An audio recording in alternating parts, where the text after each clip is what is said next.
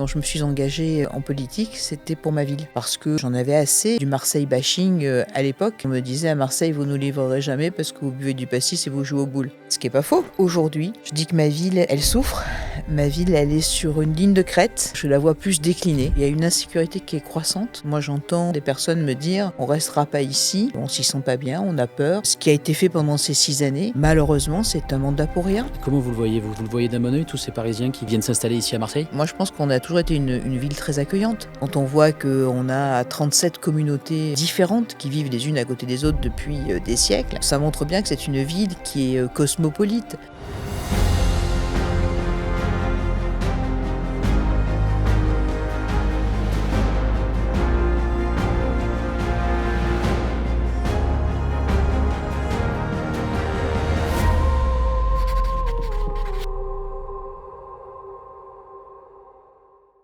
Salut à tous, je suis très heureux de vous retrouver pour une nouvelle émission de Ils font Marseille. Je vous rappelle le principe, chaque semaine, je reçois des personnalités de la ville de Marseille, l'occasion d'avoir leur vision de la ville et surtout de comprendre comment, par leur action quotidienne, ils contribuent à façonner Marseille. Aujourd'hui, je vais recevoir Martine Vassal. Martine Vassal, c'est la présidente de la métropole Aix-Marseille et du département des Bouches-du-Rhône. Elle vient tout juste d'officialiser sa candidature à la mairie de Marseille pour les prochaines élections de mars 2026. Je vais recevoir Martine pendant 1 heure et dans cet échange, on va évoquer plein de sujets avec elle. Le rôle et les attributions de la métropole et du département, ce qui n'est pas toujours bien compris des Marseillais. On parlera aussi de Martine Vassal et de sa vision de la ville, de ce qu'elle veut proposer aux Marseillais si elle venait à être élue, en termes de sécurité, de propreté, d'aménagement du territoire.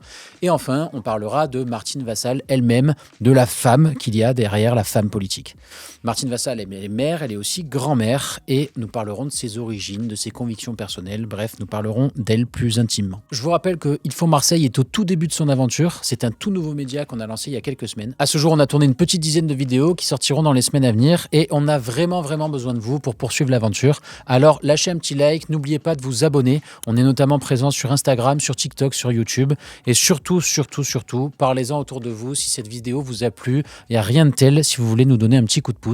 Et il y a certainement autour de vous des membres de votre famille, des amis à vous ou que sais-je, qui sont intéressés à l'idée de découvrir la ville à travers ces grandes personnalités. On commence tout de suite. Martine, vous êtes prête? Prête. Allez, et ben c'est parti. Alors Martine, ravi de vous recevoir. Première question que j'aimerais vous poser, une question en ce qui concerne la métropole elle-même et les attributions de la métropole dans cet enchevêtrement parfois qu'on ne comprend peut-être pas toujours quand on est Marseillais. Même moi, à titre personnel, je suis un ancien de Sciences Po, donc je suis censé connaître ce genre de sujet, et pourtant c'est pas toujours clair pour moi. Est-ce que vous pouvez nous expliquer en quelques mots qu'est-ce que fait la métropole et à quoi elle sert? Alors c'est vrai que c'est pas assez compliqué parce que très souvent on a des compétences qui sont croisées avec d'autres institutions et pour arriver à comprendre c'est pas évident. Donc la métropole que j'ai l'honneur de présider depuis 2018, elle s'occupe de l'aménagement du territoire, elle s'occupe du logement, elle s'occupe également de tout ce qui est transport, ça c'est très important, de l'environnement et de l'attractivité du territoire. Et le département que je préside également depuis 2015, j'ai l'honneur de présider depuis 2015, c'est plus la solidarité. Donc avec, comme je dis régulièrement, on s'occupe des personnes de la naissance jusqu'à leur fin de vie.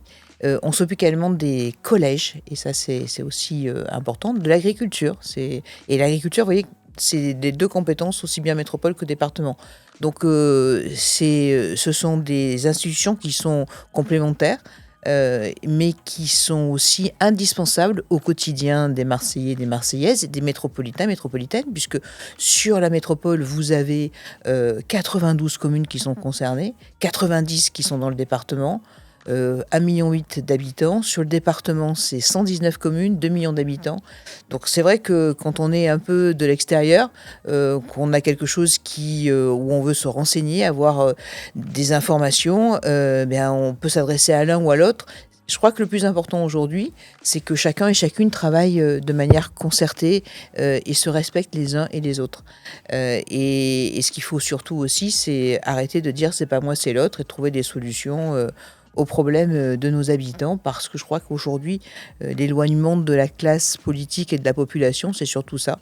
C'est que quand l'habitant veut un renseignement, S'il doit faire 50 ou 12 000 portes, eh ben, finalement, il laisse tomber. Il dit de toute façon, c'est tous pareils, tous les mêmes, et ça vaut pas la peine. Donc au contraire, nous, il faut qu'on soit là pour bien sûr répondre à nos compétences, mais qu'on soit aussi là pour améliorer le quotidien de nos habitants. Donc si je résume, la métropole, ce sont les grands services urbains que vous avez évoqués, donc transport, on a dit, aménagement du territoire. Le département, c'est l'action sociale. C'est la solidarité, oui. La solidarité, l'action sociale. Le handicap, les personnes en situation de handicap, mais aussi les personnes âgées. Oui. Et puis les personnes en recherche d'emploi, notamment au RSA. Oui. Donc ce sont les RSistes que l'on aide également sur là. Et puis c'est aussi la petite enfance. À partir, je vous dis, de la naissance. Et puis les enfants qui nous sont confiés aussi, c'est l'ancienne DAS. Donc c'est beaucoup plus solidarité que la métropole, mais c'est très complémentaire. Et en parallèle de ça, donc la mairie qui gère la vie locale et la région qui gère l'aspect économique, la formation et les lycées. Alors l'avantage des communes, c'est qu'elles ont toutes les clauses de compétences générales et qu'elles ont en plus, par rapport à nous, un pouvoir de police. Et ce pouvoir de police, il est là pour être exercé et puis pour appliquer les arrêtés du maire. Donc ça, c'est une chose que ni la région, ni la métropole, ni le département ont en globalité. La ville là, et pas les autres institutions.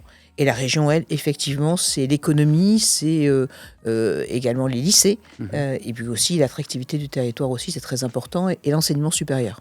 D'accord. Donc vous avez déjà énormément de compétences, vous avez déjà un scope très très large avec le département et la métropole. Question donc que tout le monde se pose, donc avec toutes ces attributions que vous avez déjà, pourquoi la mairie en plus ? Alors c'est pas la mairie en plus, c'est la mairie... en réalité, il faut remonter à l'origine. Quand je me suis engagée en politique, c'était pour ma ville. Parce que j'en avais assez d'entendre du Marseille bashing à l'époque. Parce que moi, j'ai travaillé dans une entreprise textile, l'entreprise de mon père. Et puis ensuite, j'allais vendre mes produits à l'extérieur. Et on me disait, à Marseille, vous ne nous livrerez jamais parce que vous buvez du pastis et vous jouez aux boules. Ce qui n'est pas faux. Mais on ne fait pas que ça. Et justement, on a encore plus, encore plus de volonté à travailler sur place et on est encore plus méritant que les autres parce que justement, on est attiré par beaucoup de choses. Mais ce qui est sûr, c'est que ça m'a toujours arraché le cœur de voir comment on nous considérait, nous, les Marseillais et les Marseillaises, c'est-à-dire un petit peu des gens un peu qui faisaient les choses de manière désinvolte. Donc, c'est pas du tout le cas. Ici, on a des pépites. Et puis, donc, moi, j'ai voulu donner à ma ville ce qu'elle m'avait donné comme bonheur de pouvoir y vivre. Donc, je me suis engagée.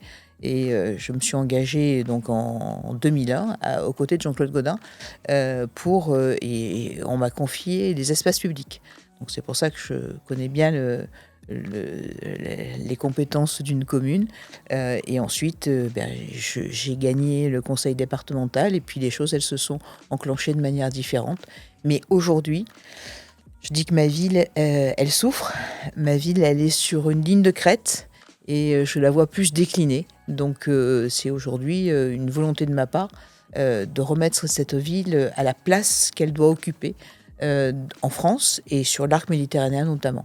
Alors aujourd'hui, vous dites cette ville, elle souffre, cette ville, elle est en déclin. Donc immédiatement, on pense à la municipalité de Benoît Payan et de ces dernières années.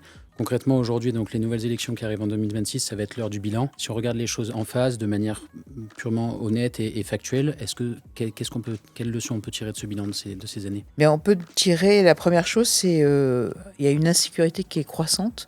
Moi, j'entends depuis longtemps des personnes me dire « on ne restera pas ici parce que on ne s'y sent pas bien, on a peur, on ne descend plus en ville, au centre-ville. Vous avez vos studios en centre-ville, moi j'habite juste à côté. » Et c'est vrai que beaucoup de personnes nous disent « mais comment vous faites pour vivre en ville ?»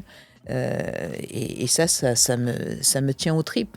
Et donc c'est vrai que je trouve que ce qui a été fait pendant ces 6 années, malheureusement, c'est un mandat pour rien. C'est un mandat politique et c'est un mandat sans vision. Est-ce que vous connaissez un projet qui est sorti pendant ces 6 années ? À part les quelques écoles qui ont été faites, et elles ne sont pas nombreuses. Donc malheureusement, c'est ça. Une ville, elle doit avoir une vision, elle doit savoir où elle doit aller, elle doit avoir un cap. C'est ce qui a été fait pendant de nombreuses années. Après, on peut très bien ne pas adhérer au cap qui a été donné, mais au moins, on sait où on va. Là, aujourd'hui, la difficulté, c'est qu'on n'a pas de vision. On est à la petite semaine et surtout, on est dans une ville qui est en train de décliner parce que il n'y a pas de gestion véritable de la ville.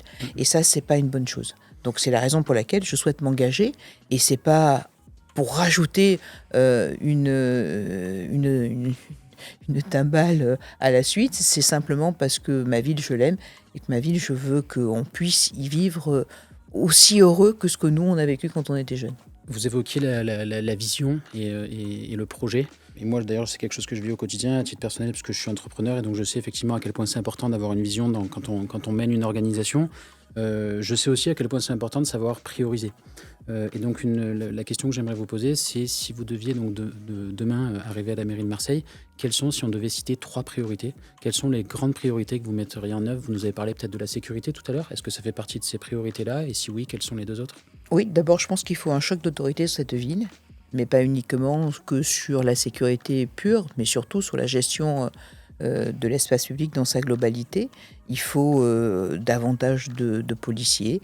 Il faut, quand on regarde les quotas de nombre de policiers par rapport aux autres communes, on nous dit qu'on en a 700. On les voit bien dans le centre-ville, mais peut-être pas ailleurs. Il en faut au moins 1500. Par rapport à la grandeur et la surface de la ville qui est considérable. Il faut de la vidéo-protection, de la vidéo-verbalisation.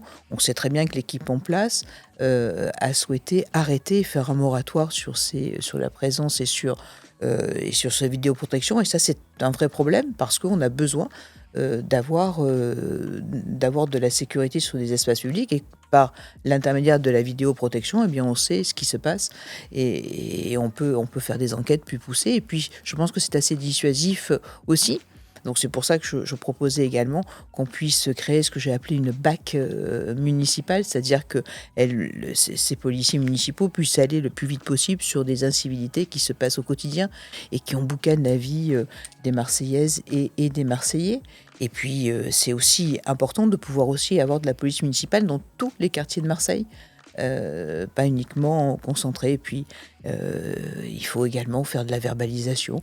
Quand on voit le nombre de PV qui sont faits dans la ville de Nice et ici, c'est 10 fois plus à Nice qu'ici, alors qu'il y a beaucoup moins de population. Donc, tout ça, c'est un choc d'autorité qui est nécessaire, qui est indispensable, mais qui doit aussi se faire avec la totalité des forces de police de la ville, parce que vous avez des inspecteurs de l'urbanisme, des emplacements, vous avez des tas d'inspecteurs qui existent et qui ont un pouvoir également de police sur l'espace public, de l'hygiène, et aux côtés des ASVP, mais aussi aux côtés des policiers municipaux. Donc c'est vraiment un continuum de sécurité qu'il faut avoir aussi avec les autres institutions, avec l'État et avec tous ceux et toutes celles qui gèrent l'espace public. Ça, c'est la première des choses.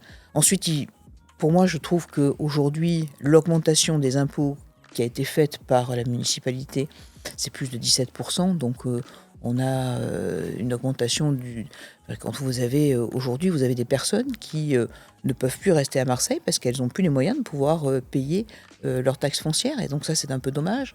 Donc quand vous payez 2 000 € et que vous passez à 2 500 €, automatiquement, ça fait un choc fiscal qui est trop important. Donc ça aussi, il faut pouvoir arrêter cette croissance et même tout faire pour la diminuer. Et puis le troisième acte qui me semble indispensable, c'est de l'attractivité de ce territoire. On a eu la chance d'avoir eu des personnalités qui ont fait venir la Coupe du Monde de rugby, qui avaient fait à l'époque, la capitale européenne de la culture, qui ont fait venir les Jeux Olympiques, qui ont fait venir le pape. Donc tout ça sont des grands événements. Et bien là, aujourd'hui, il faut continuer à engager des grands événements pour pouvoir aussi avoir de l'attractivité sur ce territoire et puis aussi faire venir des entreprises. Et puis quand vous voyez qu'il y a certains endroits où vous avez le centre-bourse et les Galeries Lafayette qui vont fermer, vous dites mais qu'est-ce qui se passe en plein centre-ville quand un espace pareil qui est aussi important va devenir désert. y faire venir le Lidl, certes, mais enfin, c'est pas attirer une population qui va permettre de redorer le centre-ville. Après, vous avez des événements qui sont partis, donc ça, il faut, comme l'Open 13, comme des événements sur le Trial. Donc, tout ça, c'est une spirale, c'est ce que j'appelle la spirale du déclin. Donc, il faut créer des conditions pour pouvoir avoir, au contraire, des événements de taille, des événements pour les jeunes, pour les moins jeunes, qui puissent attirer du monde, attirer des entreprises. Parce que attirer des entreprises, c'est bien beau, ça permet d'avoir des offres d'emploi supplémentaires, mais derrière, après, ceux qui travaillent dans ces entreprises-là, mais il faut aussi qu'ils aient des loisirs, qu'ils puissent avoir la possibilité de faire du sport, mais aussi avoir des événements culturels. Donc, c'est tout un schéma d'attractivité qu'il faut faire pour cette deuxième ville de France. Donc sécurité, pression fiscale, réduction de la pression fiscale et attractivité du territoire. Tout à fait. Je vous propose de revenir sur le sujet de la sécurité. Vous parliez tout à l'heure de choc d'autorité, si j'ai bien retenu. Est-ce que c'est comment concrètement, donc choc d'autorité, je comprends bien l'expression et elle est tout à fait parlante, mais la question que je me pose, c'est est-ce que c'est possible vraiment concrètement? Vous évoquiez le sujet tout à l'heure du centre-ville qui devient dangereux. Effectivement, on le vit au quotidien. Moi-même, mes parents ne veulent pas envoyer mes petites sœurs place de l'Opéra par peur de raquettes, de ce genre de choses. Est-ce que vraiment on est en capacité aujourd'hui de recréer ce climat de confiance dans le centre-ville qui, effectivement, j'ai le sentiment qu'il a disparu? Comment est-ce qu'on fait concrètement ce choc d'autorité? Comment est-ce qu'il s'orchestre concrètement? Bien, si avec mon équipe, on a l'honneur d'être choisi par les Marseillaises et les Marseillais, la première des choses que l'on fera, c'est que on commencera à faire le recrutement de policiers municipaux supplémentaires, parce qu'il faut le temps de les former pour qu'ils puissent arriver sur l'espace public. Et puis il faudra avoir des commissariats de police municipale un peu dans toute la ville, pas uniquement que sur le centre-ville ou que sur la Canebière. Donc ça doit commencer par ça, et puis ça doit commencer aussi par un espace qui est le centre-ville. Et ce centre-ville, il faut qu'il soit complètement pacifié. Il faut qu'on puisse, comme vous le disiez, y descendre sans aucune crainte et sans aucune peur. Je prendrai l'exemple de tolérance zéro de Giuliani à New York à l'époque. C'est faisable. Si on a la volonté, c'est possible. Et donc, quand on a... et cette volonté, on l'a très fortement. Donc après, il faut remettre aussi en ordre tout ce qui est espace public, permettre à ceux qui se baladent sur les trottoirs de pouvoir le faire, à ceux qui ont envie de faire du vélo, d'utiliser des pistes cyclables, à ceux qui ont envie de prendre la voiture, à ceux qui ont envie de faire du transport. Donc, il faut respecter les uns et les autres. Et je pense que c'est une véritable volonté. Et puis après, il y a aussi l'expérience et la compétence. Je veux dire, sur le principe, quand on a géré pendant un moment les espaces publics de la ville de Marseille, on a quand même une longueur d'avance sur les autres, ça c'est clair. Vous évoquez les pistes cyclables et de manière générale le sujet des transports à Marseille. C'était exprès. Je vous ai lancé parfaitement et du coup, je vous propose de reprendre la balle au bon. Là aussi, sur le sujet des transports, c'est un sujet. On sait que Marseille, c'est une ville vaste. On prend beaucoup la voiture, peut-être comparativement à ce qu'on voit ailleurs. Comment est-ce qu'on fait aujourd'hui? Comment est-ce qu'on fait pour améliorer ça? Quelle est votre vision, vous, de la mobilité sur les 10 prochaines années? Allez, quelle est votre vision de la mobilité ici à Marseille? Alors, on a une ville qui est très particulière parce qu'il y a 27 km de côte. Donc, d'un côté, il y a la mer, de l'autre côté, il y a la colline. Donc, on n'a pas beaucoup d'échappatoires quand on est d'un bout de la ville pour aller de l'autre côté. Donc, il a été créé dans les années précédentes ce qu'on a appelé la LL2, puis une partie du boulevard urbain sud. Donc, il est normal qu'il y ait une voie de contournement pour les voitures. Cette voie de contournement, il faut la terminer pour qu'elle puisse relier un grand axe qui permettra aux véhicules, aux personnes qui ont envie de prendre la voiture et qui ont besoin de prendre la voiture, de pouvoir le faire. Ensuite, il faut bien entendu des axes de vélo. Alors, ça peut sembler un peu bizarre actuellement parce que quand on refait des rues, on fait des bouts de pistes cyclables, mais il y a ce qu'on appelle un plan de déplacement de mobilité et il y a un plan vélo qui a été validé par la métropole et qui rentre au fil de l'eau, au fil des réflexions en action. Il faut que ces pistes cyclables, elles soient protégées, il faut qu'il y ait des voies cyclables et celui ou celle qui a envie de faire du vélo, de la trottinette, qu'ils puissent les utiliser. Pas que ce soit utilisé par les motos, bien entendu, mais par ceux qui ont envie de faire du déplacement en mode doux. Et puis après, vous avez la partie transport. Donc cette ville, pendant des années... Mais elle n'a pas fait beaucoup de transports parce qu'elle n'avait pas les moyens de les faire. Effectivement, il a fallu le plan Marseille en grand, que l'État se penche sur Marseille, qu'on aille chercher 1 milliard pour faire des transports, pour activer cette partie-là, parce qu'il y avait une nécessité de changer les rames de métro sur Marseille, mais également de faire du tramway et également de faire du BHNS. Donc on est en train en ce moment de remplacer tous les bus par des bus électriques pour les questions de pollution. Et on est en train d'ouvrir des voies considérables sur des bus à haut niveau de service qui aussi, eux, vont relier. Là, on a eu Capitaine Gesse qui va relier la Fourragère. La Fourragère qui va aller jusqu'à la Gaille. Donc c'est vraiment des axes très importants sur les bus. Donc c'est vraiment une politique globale de développement du transport où chacun doit pouvoir avoir le choix du mode de déplacement qu'il veut choisir. Et puis, on est en train de travailler également avec la région, donc c'est la région qui est maître d'œuvre sur ça, sur la gare Saint-Charles, où là, on a aussi un nœud ferroviaire qui est important. Et il va y avoir une gare Saint-Charles qui va s'ouvrir à 360 sur le quartier qui va du boulevard d'Athènes et qui va jusque vers la Belle de Mai. Donc là aussi, une forte implication de notre part et je pense il va falloir qu'on mette à plat également toute la partie du boulevard national de la Belle de Mai où on est quand même ouvert sur le quartier le plus pauvre d'Europe.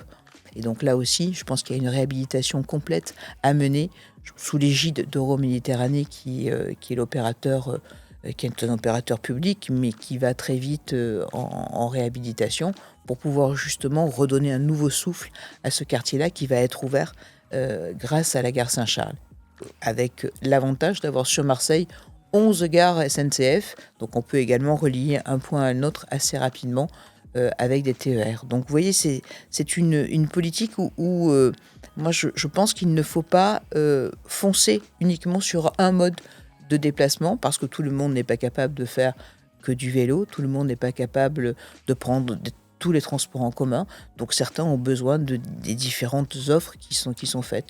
Mais je suis intimement persuadée, et on l'a vu là récemment avec le fait qu'on ait rendu gratuit pour les moins de 11 ans et les plus de 65 ans l'accès aux transports en commun sur tout le territoire métropolitain, eh bien, il y a eu un engouement assez important.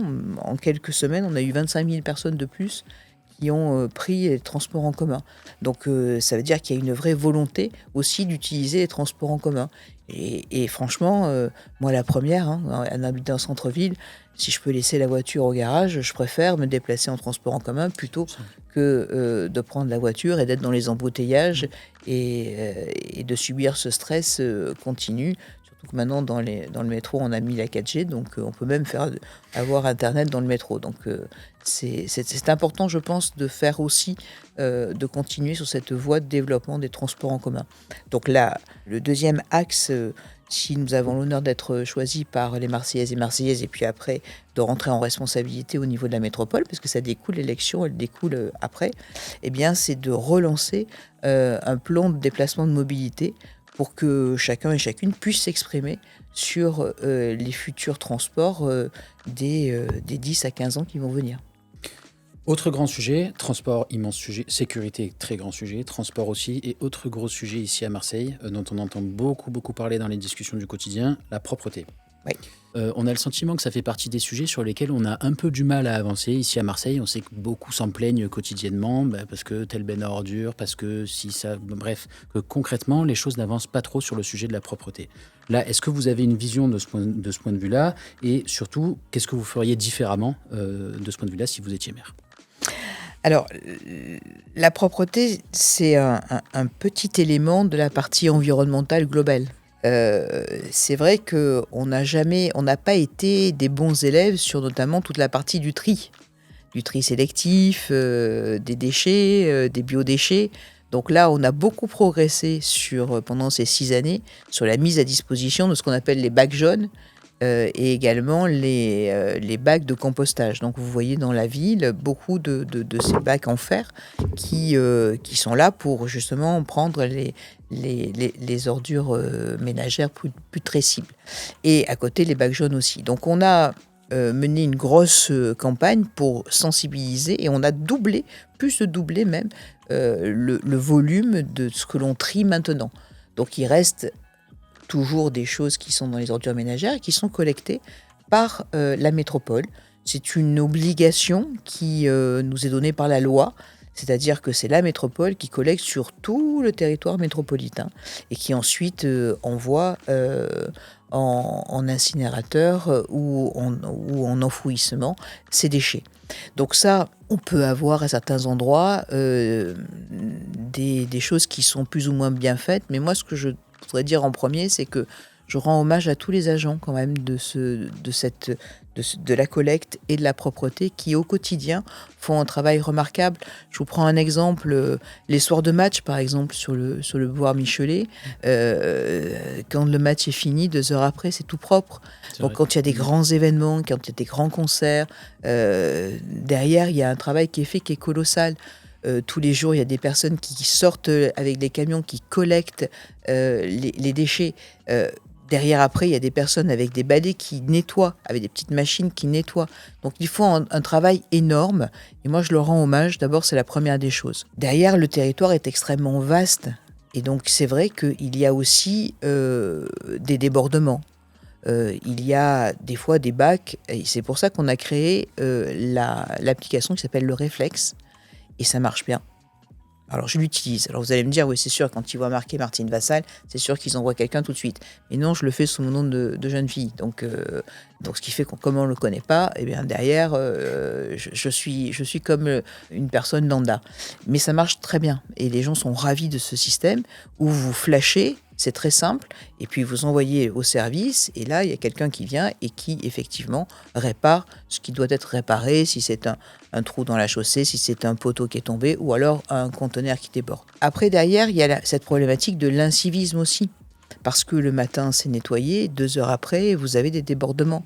Donc, je pense que c'est un travail en commun qui doit être fait avec la commune. C'est ce que l'on fait dans les 91 communes de ce territoire.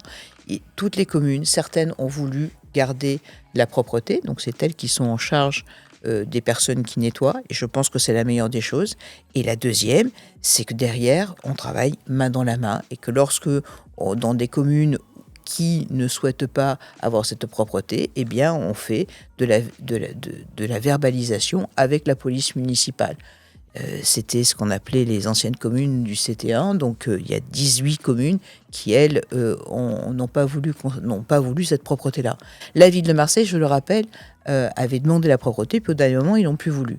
Moi, je pense que la première des actions à faire, c'est de récupérer la totalité des personnes qui, dans la rue, font cette propreté et de la donner aux mairies de secteur.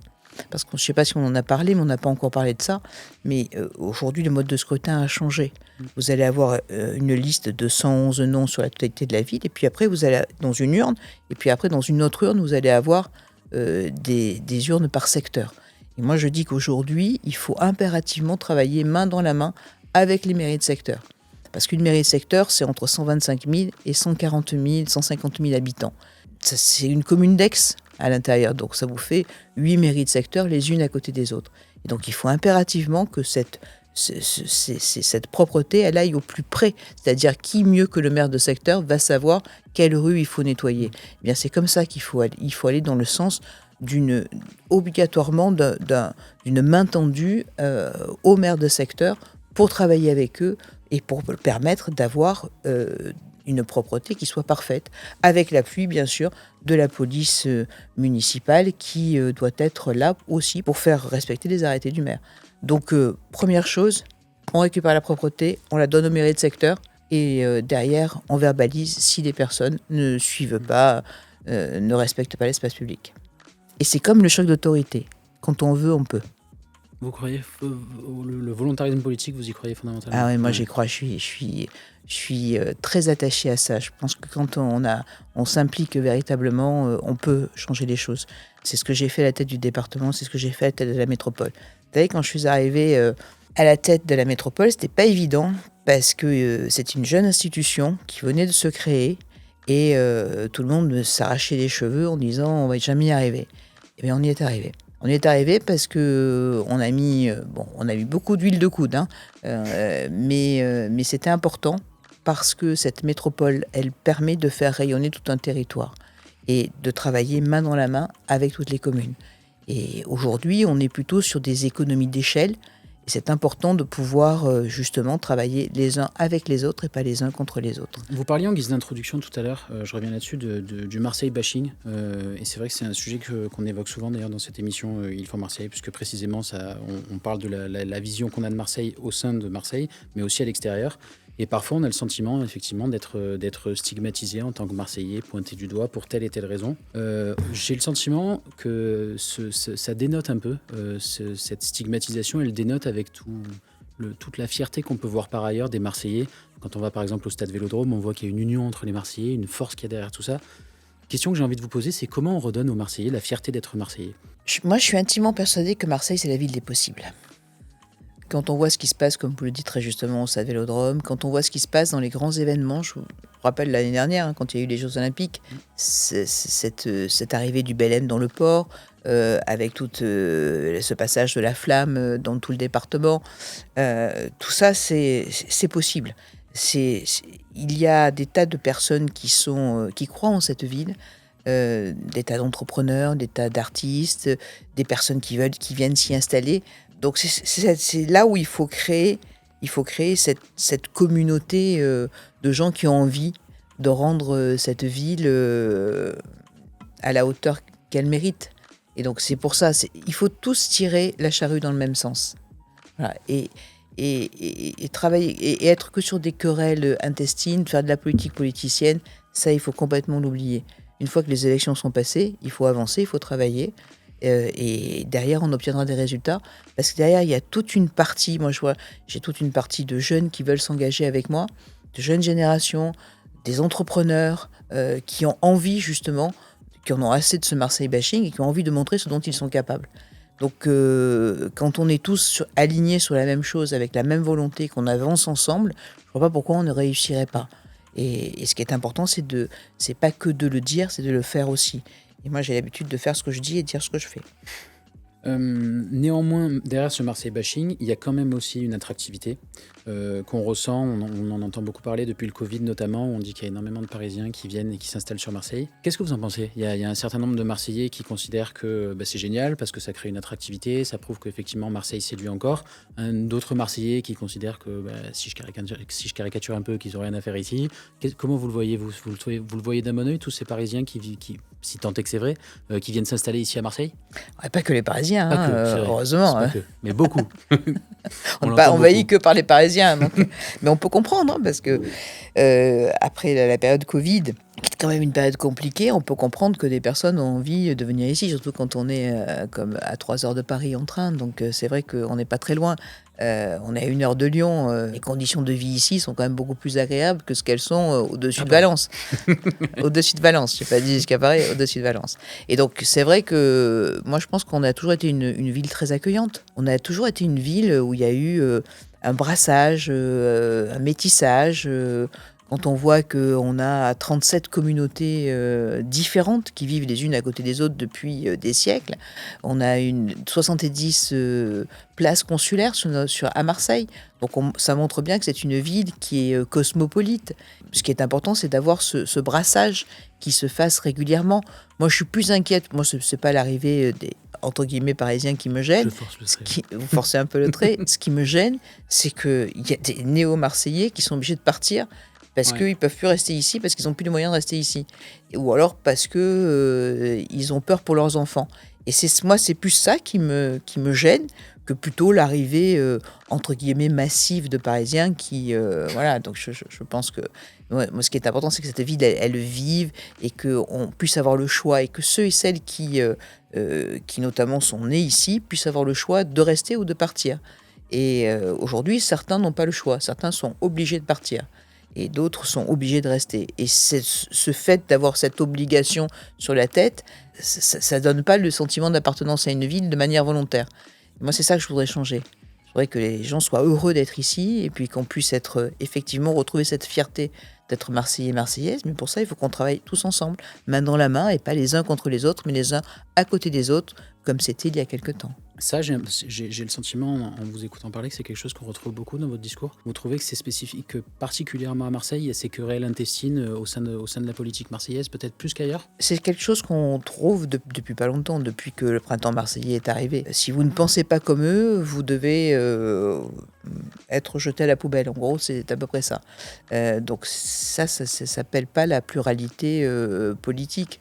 Ce que je ressens, c'est que moi qui suis né ici, je veux dire, moi j'avais aucun souci à parler à tout le monde et à vivre avec tout le monde. Aujourd'hui, on a l'impression que ceux qui sont en responsabilité sont en train de monter les uns contre les autres. On voit ce qui se passe sur le Vieux-Port chaque semaine, on voit les prises de position de certains, et ça, c'est pas bon. C'est pas bon parce que on n'a pas été habitué comme ça. On a senti un vrai changement lorsqu'il y a eu les émeutes en juillet 2023. Jusqu'en juillet 2023, on se sentait un peu protégé de ce que je disais, ce métissage, ce bien vivre ensemble, on était les uns à côté des autres. Et là, on a senti qu'il y a eu une bascule qui s'est passée. Et cette bascule-là, aujourd'hui, on le vit très mal, parce qu'on a connu la période précédente, où les choses se passaient très bien, et on voit cette évolution de la société qui est amplifiée par le fait qu'on ne gère pas l'espace public et qu'on laisse faire beaucoup de choses. Et c'est ça qu'on voudrait, avec mon équipe et ceux et celles qui m'accompagnent et qui vont m'accompagner, changer sur Marseille et surtout retrouver cette fierté d'être Marseillais et Marseillaise. On va parler un peu de vous, Martine. Oui. C'est l'enjeu aussi de cette émission que de parler des personnalités qui font Marseille, précisément. Vous devez avoir, j'imagine, un emploi du temps qui doit être assez chargé. Pas mal. Dans votre temps libre, est-ce que vous avez le temps déjà de souffler? Et dans votre temps libre, qu'est-ce que vous faites? Quels sont vos hobbies? Qu'est-ce que vous faites? Alors, on va pas parler de la partie de la campagne, parce que là, au plus ça va sûr, aller, c'est au pas moins, envie. voilà, Ouais. on va parler avant campagne, Ouais. donc pas dans le cadre des campagnes. Bien, moi, j'ai 2 enfants, j'ai 4 petits-enfants, et c'est vrai que je passe une partie de mon temps pas mal avec eux, donc j'essaye de me répartir de manière égalitaire entre les 2 familles pour pas faire de jaloux. Et puis après, je fais quand même beaucoup de sport, parce que j'ai besoin justement de m'aérer. Et de m'aérer la tête, et je le fais par le sport. Donc ça dépend des moments. Je peux aller courir, je peux aller faire du crossfit, mais en général je fais plutôt des sports qui sont un peu qui demandent du cardio, voilà, pour évacuer un maximum. Et puis après j'aime bien aussi, j'adore faire la cuisine. Et alors ce que je fais, c'est que je fais en général des gros plats que je congèle, parce que j'ai pas tout le temps de faire des plats. Et puis après, j'aime bien recevoir les amis chez moi et puis faire la cuisine. Donc ma spécialité, c'est de faire l'été la soupe au pistou, et puis l'hiver faire du civet de sanglier. En général, j'ai des copains mères qui m'apportent des sangliers qu'ils ont tués à la chasse, dans les périodes de chasse, hein. Et puis, alors là, je fais des civets, et puis après, je ressors mes civets, je ressors mes soupes au pistou l'hiver, pour recevoir les copains à la maison. Question aussi que je voulais vous poser. Donc, vous êtes une femme politique, et je me demandais aussi, est-ce que vous, de votre point de vue, à certains moments dans votre carrière politique, vous avez eu le sentiment qu'en tant que femme, vous deviez prouver 2 fois plus qu'un homme? Est-ce que ça a été plus compliqué? Comment vous vous sentez aujourd'hui en tant que femme politique? Alors, je pense que c'est pas qu'en politique. Je pense que c'est quand une femme a des responsabilités, eh bien, il faut qu'elle mène 3 vies en même temps. Il faut qu'elle mène sa vie professionnelle, sa vie familiale et sa vie personnelle. Et c'est vrai qu'en politique, c'est un combo supplémentaire. C'est-à-dire que vous faites de la politique, vous êtes une femme, et en plus vous êtes de droite. Donc ça fait beaucoup d'effets supplémentaires. Mais c'est vrai qu'aujourd'hui, quand on parle égalité homme-femme, bon, on n'y est pas encore. Moi, j'aime bien parler de complémentarité homme-femme. Mais c'est sûr que il faut ferrailler. Et effectivement, vous avez raison, il faut montrer encore plus sa compétence que si on était un homme. Mais bon, ça, on a l'habitude dans les postes de responsabilité. Et quand j'en discute avec mes amis qui sont dans les différents domaines, hein, que ce soit l'entrepreneuriat, que ce soit des amis artistes, c'est la même chose. C'est-à-dire que dans chacun des domaines, eh bien, on a encore du chemin à faire pour avoir cette fameuse égalité et percer ce plafond de verre. À propos de vous, Martine, est-ce que vous pouvez nous dire est-ce que vous êtes née à Marseille? Vous avez grandi ici? Dans quel quartier? Est-ce que vous pouvez nous en dire un peu plus sur votre jeunesse et votre histoire ici à Marseille? Alors moi, je suis née pas très loin d'ici, hein, donc j'ai grandi à la rue de la Croix et j'allais à l'école à la rue Breteuil. Et ensuite, je suis allée au collège Anatole France et au lycée Montgrand. Et c'était la première année au collège Anatole France où il y avait les garçons qui arrivaient. Donc il y en avait 4 et c'était un collège de filles. Et ensuite, j'ai fait l'école supérieure de commerce de Marseille et j'ai travaillé 15 ans dans l'entreprise textile de mon père. Et mon papa, lui, il est mazarguais, d'origine ardéchoise et gascon. Son papa travaillait à l'EDF, il était ouvrier à l'EDF, et sa maman était une enfant placée qui a été orpheline très jeune. Et ensuite, du côté de ma maman, alors là, c'est un peu différent puisque mes grands-parents sont arrivés en 1915 suite au génocide arménien. Ils se sont connus dans l'hôtel où ils ont été accueillis. Donc après, ils ont eu des enfants. Et puis après, il y a ma mère qui est arrivée.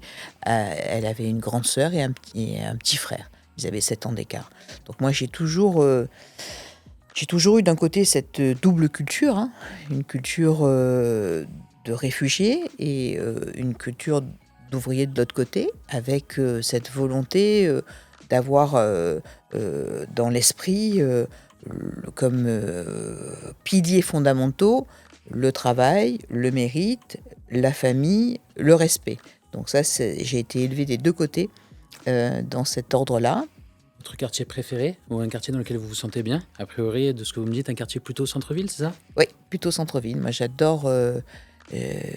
justement, j'adore aller place Charles de Gaulle, j'adore aller au centre-ville, faire les magasins. Et quand je vois aujourd'hui l'état de la rue Saint-Féol, l'état de la rue de Rome, ça me fait un peu mal au cœur. Donc c'est aussi pour ça que je m'engage pour ma ville. Quand on parle politique à Marseille, on parle beaucoup, on l'a évoqué, on l'a juste effleuré tout à l'heure, on parle beaucoup Jean-Claude Gaudin, Gaston Defferre et ces grandes figures-là. Est-ce que ce sont des grandes figures auxquelles vous pouvez vous rattacher, vous, aujourd'hui? Est-ce que vous sentez... oui, est-ce que ce sont des figures qui vous inspirent, vous, aujourd'hui, dans votre activité? Je pense qu'on fait de la politique différemment aujourd'hui. Okay. Et je pense que ce sont des générations qui ont marqué le territoire de manière différente, et qui ont marqué très fortement ce territoire. Et on n'applique plus du tout la même façon de faire de la politique. Aujourd'hui, il y a les réseaux sociaux, on a le contact avec les habitants qui est très important. Et ça se voyait moins dans les générations précédentes. Moi, Jean-Claude Gaudin, c'est lui qui m'a proposé de rentrer sur les listes, parce qu'à l'époque, eh bien, il y avait cette fameuse loi sur la parité. Et il cherchait des personnes venant de la société civile, donc je cochais les cases. Et c'est la raison pour laquelle j'ai franchi ce pas, donc il m'a donné cette chance. Et puis après, il avait une façon de vous faire la politique, où pour lui, il fallait gravir marche par marche. Et quand vous gravissez marche par marche, il y avait aussi la façon à l'ancienne.